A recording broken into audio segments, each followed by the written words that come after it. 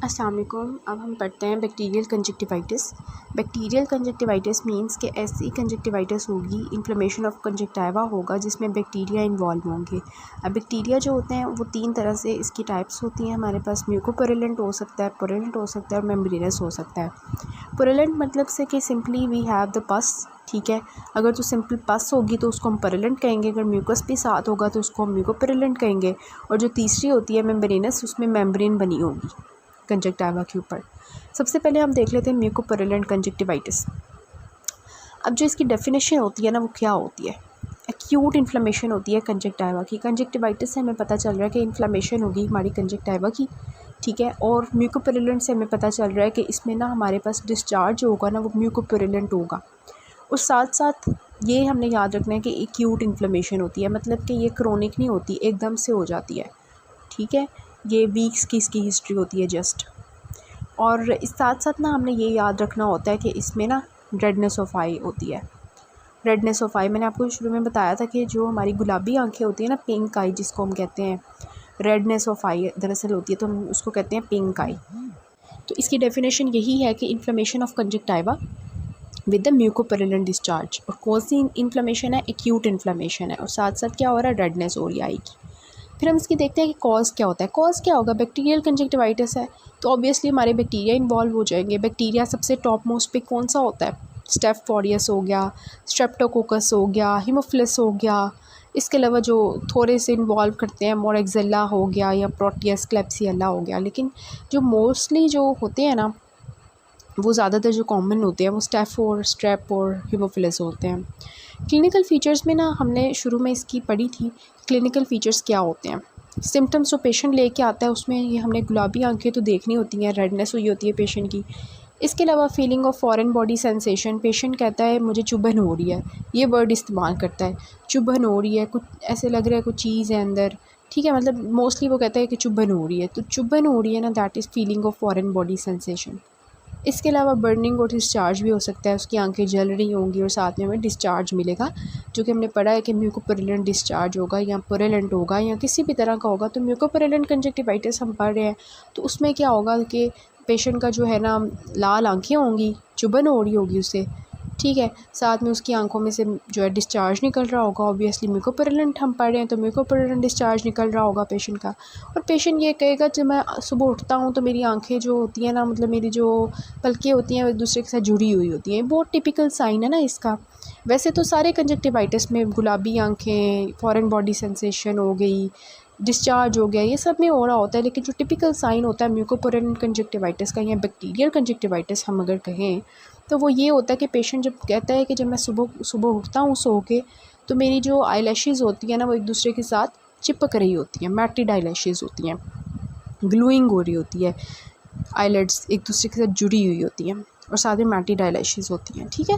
फिर साइंस हम नोट करते हैं, डॉक्टर जो है वो क्या नोट करेगा? वही रेडनेस नोट करेगा ना, पिंक आई हम नोट करेंगे, गुलाबी आंखें नोट करेंगे, बार बार बता रही हूँ। इसके अलावा डिस्चार्ज, वैसे तो वो कह रहा था, पेशेंट ये कह रहा था कि आंखों से कुछ निकल रहा है, ठीक है।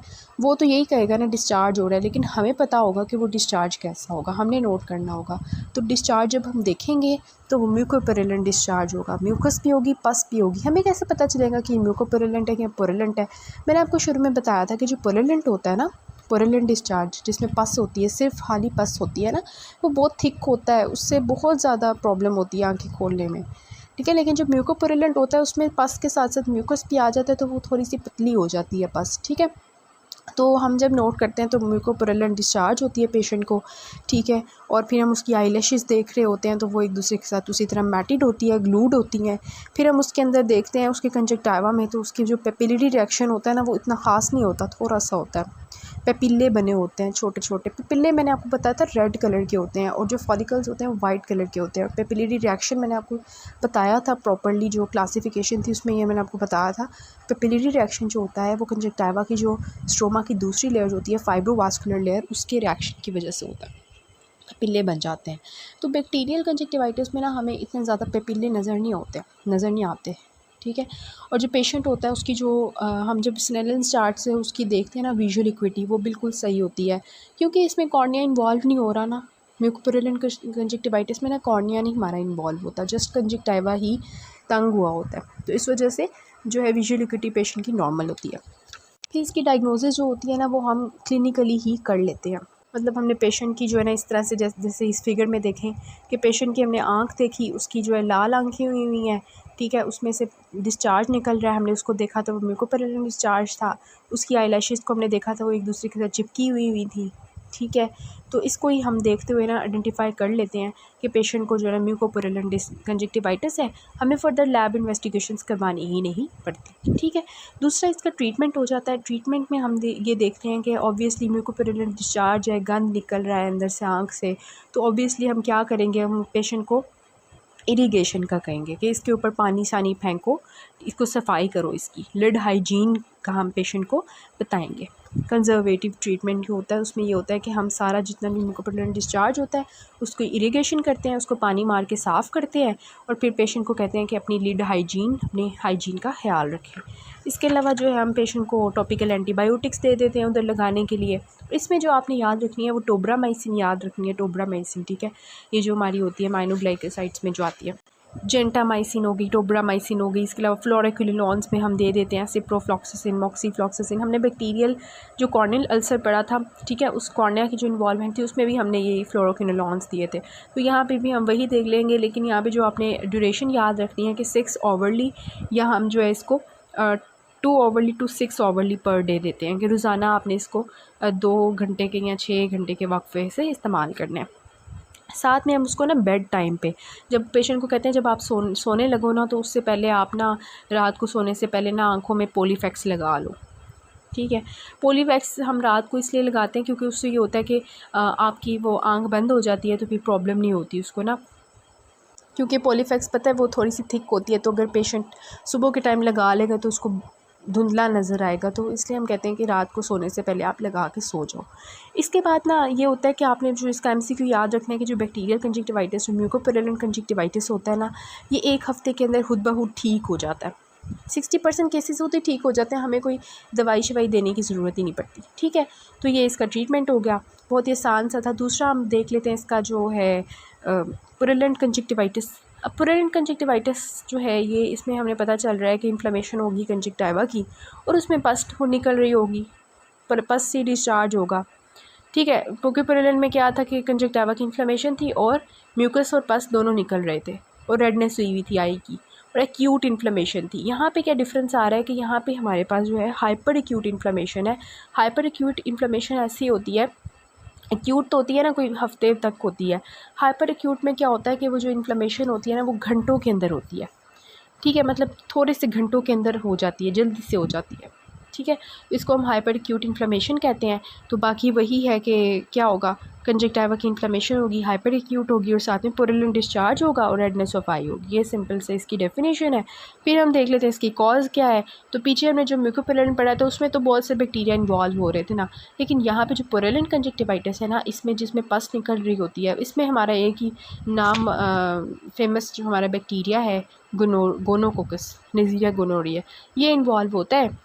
और ये ना 2 एज ग्रुप्स में इन्वॉल्व होता है, क्योंकि ये GI जो हमारे जेनिटो यूरिनरी इन्फेक्शंस की वजह से ना ये गोनोरिया, आपको पता है ना कि ये जो STD के केस में आता है ना, जो सेक्सुअली ट्रांसमिटेड डिजीज़ होती हैं उसमें ही आता है गोनोकोकल इन्फेक्शन। तो जेनिटो यूरिनरी इसकी जो है ना ट्रांसमिशन होती है, ये जो जेनिटल ट्रैक्ट से इसकी ट्रांसमिशन होती है। तो इस वजह से ये 2 एज ग्रुप्स में कॉमन होता है, एक ये कि इन्फेंट्स में हो जाए और दूसरा ये कि एडल्ट्स में हो जाए, ठीक है। तो इन्फेंट्स में क्या होता है, इन्फेंट्स में इसी तरह उनकी डिलीवरी के वक्त जो है वो मदर से फीटस में चला जाए तो उसको हम इन्फेंट्स में कह देंगे। और दूसरा इसका एडल्ट्स होता है। एडल्ट्स में हमारे पास जो होते हैं ज़्यादातर जो मतलब जो जेनिटल्स के थ्रू ट्रांसमिशन होती है STD डिजीज़, तो इसलिए ना सेक्सुअल ट्रांसमिशन जो होती है, तो ये इसका कॉज हो गया। अब नेक्स्ट हम इसकी क्लिनिकल फीचर्स देख लेते हैं। सिम्टम्स वही होंगे कि पेशेंट जो है वो आएगा, ठीक है, और गुलाबी आंखें वगैरह लेके पेशेंट को, क्योंकि पर पस निकल रही है अंदर, इतनी ज़्यादा पस है, उसकी आंखें एक दूसरे के साथ चिपकी हुई हैं, ठीक है, मतलब जो आईलिड्स हैं वो एक दूसरे के साथ चिपकी हुई होगी, तो पेशेंट जो है वो उसको बहुत ज़्यादा प्रॉब्लम हो रही होगी, डिस्कम्फर्ट हुई होगी। और इसमें हमने पीछे जो म्यूकोपैरेलल कंजक्टिवाइटिस देखा था ना, उसमें ना हमारा कॉर्निया इन्वॉल्व नहीं हो रहा था, उसकी वजह से पेशेंट की विजुअल एक्यूटी जब हमने चेक की हमने स्नेलन चार्ट से, तो वो बिल्कुल ठीक थी, ठीक है। ये आपने याद रखना है कि यहाँ पे ना ये जो गोनोकोकस, ये बहुत ही जो है ना डेंजरस बैक्टीरिया है। ये हमारे कॉर्निया को नहीं छोड़ता, ये हमारे कॉर्निया को भी इन्वॉल्व करता है, और कॉर्निया को जब ये इन्वॉल्व करता है तो उसकी वजह से पेशेंट को पेन भी होती है। ठीक है, पेशेंट को पेन भी होगी गोनोकोकल में, याद रखना है। फिर इसके साइंस आ जाते हैं। जब हम पेशेंट को देखते हैं तो हमें क्या नज़र आ रहा होता है, हमें ना बहुत ज़्यादा जो आँख के इर्द गिर्द ना पेशेंट की सारी आँख सूजी हुई होती है। पेरीओकुलर एडिमा हमें नज़र आता है, उसकी आंखें सूजी होती हैं, मतलब आईलिड सूजी होती हैं, उसका सारा वहाँ पे टेंडरनेस हुई होती है। उसका जो डिस्चार्ज होता है जब हम नोट करते हैं तो वो पुरेलेंट होता है, पसी डिस्चार्ज होता है। जैसे अब इस फिगर में देखें पेशेंट की जो, आप क्या क्या इसमें नोट कर सकते हैं। देखें पेशेंट की सारी जो आँख है वो सूजी हुई है, एडिमा हुआ है पेशेंट को। आँख जो है वो लाल हुई हुई है अंदर से, देखें कंजक्टिवा सारा रेड हुआ है, हाइपरीमिया हुआ है पेशेंट को। ठीक है, कीमोसिस हुई हुई है। कीमोसिस क्या होता है कि जो कंजक्टिवा होता है ना, मैंने आपको बताया था कि जो कंजक्टिवा की स्वेलिंग होती है ना, कंजक्टिवा का जब एडिमा होता है तो उसको हम कीमोसिस कहते हैं। तो पेशेंट को कीमोसिस भी हुई हुई है।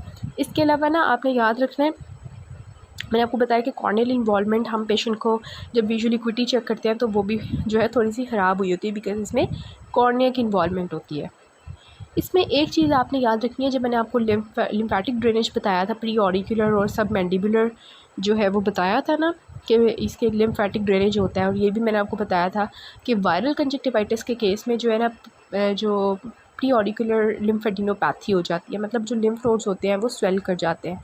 तो दूसरा जो आपने याद रखना है वो गोनोकोकल में याद रखना है कि गोनोकोकल जो कंजक्टिवाइटिस होता है उसके केस में भी क्या होता है, पेशेंट को जो प्री ऑरिकुलर लिम्फेडिनोपैथी हो जाती है, उसके जो प्री ऑरिकुलर लिम्फ नोड्स होते हैं वो स्वेल हुए होते हैं। तो जब आपने पेशेंट को देखना है, आपने ऑब्ज़र्व करना है, पेशेंट की आंखें सूजी होंगी, पेशेंट की आंखें लाल होंगी, पेशेंट की आंखों में कीमोसिस हुई होगी, हाइपरडीमिया हुआ होगा कंजक्टिवा में। ठीक है, पेशेंट को जो है पुरलेंट डिस्चार्ज निकल रहा होगा, पेशेंट की विजुअल इक्विटी ख़राब हुई होगी, पेशेंट को पेन होगी, पेशेंट को जो है वो क्या होगी कि प्री ऑरिकुलर लिम्फेडिनोपैथी हुई होगी। मोस्टली केसेस में उसकी जो लिम्फ नोड्स होंगे वो स्वेल हुए होंगे। फिर इसकी कॉम्प्लिकेशंस क्या होती हैं। ऑब्वियसली कॉम्प्लिकेशंस में मैंने आपको बताया कि ये हमारे कॉर्निया को इन्वॉल्व करता है, तो उसकी वजह से कॉर्निया में अल्सर बन जाता है।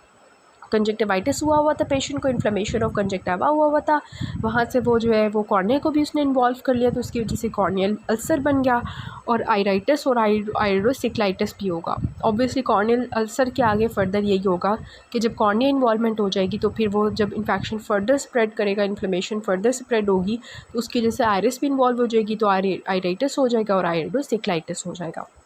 डायग्नोसिस हम इसकी कैसे करते हैं, हम क्लिनिकल फीचर से इसकी डायग्नोसिस कर लेते हैं।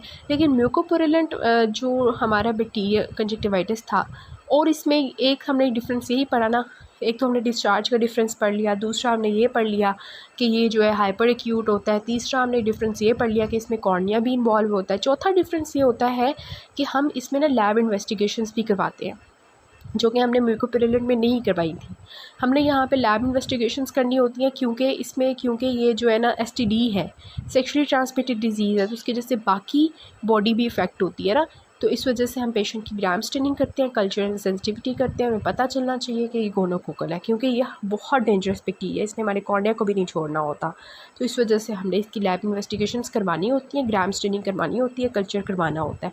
ट्रीटमेंट हम क्या करते हैं इसका, ट्रीटमेंट में ना आपने याद रखना है, जो यहाँ पे इतना अच्छा नहीं लिखा हुआ, इसमें आपने टॉपिकल भी करना होता है, लोकल ट्रीटमेंट, ठीक है, और सिस्टमिक भी करना होता है। लोकल ट्रीटमेंट में ना आप पेशेंट को कहते हो कि ये जो आपका निकल रहा है ना सारा पसी डिस्चार्ज, पुरुलेंट डिस्चार्ज, इसको ज़रा आपने सफाई रखनी है, उसकी फ्रीक्वेंट वॉशिंग करनी है, बार बार आपने इसको डिस्टिल्ड टैप वाटर से जो है वो साफ़ करना है। दूसरा, हमने पेशेंट को इंटेंसिव थेरेपी देनी होती है, intensive therapy with the antibiotics. इसमें बहुत ज़्यादा इंटेंसिव थेरेपी देनी होती है कि शुरू में पेशेंट को कहना है हर 2 घंटे बाद तुमने जो है ना एंटीबायोटिक खानी है, हर 2 घंटे बाद एंटीबायोटिक खानी है, क्योंकि ये बहुत हार्मफुल बैक्टीरिया तुम्हारे अंदर आ गया हुआ है। तो इस वजह से टोब्रामाइसिन और जेंटामाइसिन को हर 2 घंटे बाद देनी होती है शुरू में। इसके अलावा पेशेंट को कहना है कि हर 6 घंटे बाद तुमने जो है ना ये बेसिट्रेसिन की क्रीम लगानी है। और इसके अलावा क्योंकि आइराइडोसिक्लाइटिस भी पेशेंट को हो सकता है कॉम्प्लिकेशन के केस में, तो हमने पेशेंट को एट्रोपिन भी देनी होती है ताकि उसकी साइक्लोप्लेजिक इफेक्ट हो, और साइक्लोप्लेजिक के लिए आपने उसको दे दी एट्रोपिन। ये हो गई टॉपिकल ट्रीटमेंट। जिसमें पेशेंट को हाइजीन का बता देना है और इंटेंसिव थेरेपी, एंटीबायोटिक्स की और बेसिक ट्रेसिंग की क्रीम दे दी और एट्रोपिन दे दिया। इसके अलावा जो सिस्टमिक ट्रीटमेंट है ना, उसमें पेशेंट याद रखना है कि इसमें ना हमारे पास सेफ्ट्राइक्सोन का बड़ा कमाल होता है। हम पेशेंट को 1 ग्राम सेफ्ट्राइक्सोन दे देते हैं सिंगल डोज इंट्रामस्कुलर। ये आपका यूक्यू है कि सिस्टमिक ट्रीटमेंट जो है वो हम क्या करते हैं गोनोकोकल का। तो गोनोकोकल मैंने आपको बताया था प्रायोरिटी टॉपिक में आता है। तो इसमें ना आपका ये यूक्यू है कि सिस्टमिक थेरेपी बताएं। तो सिस्टमिक थेरेपी में बहुत इंपॉर्टेंट चीज़ जो वो पूछते हैं लाजमी वो ये कि सिंगल हमने इंजेक्शन देना होता है, सिंगल डोज लेनी होती है 1 ग्राम सेफ्ट्राइक्सोन की इंट्रामस्कुलर। ठीक है। इसके अलावा पेशेंट को जो है वो हमने जो है ना पार्टनर ट्रेसिंग भी करनी होती है। अगर उसका पार्टनर है उसको भी ज़रा देखा जाए कि उसके अंदर तो ये STD है, उसका भी हमने कल्चर वगैरह स्टेनिंग करवा के उसका भी ख्याल करना होता है थोड़ा।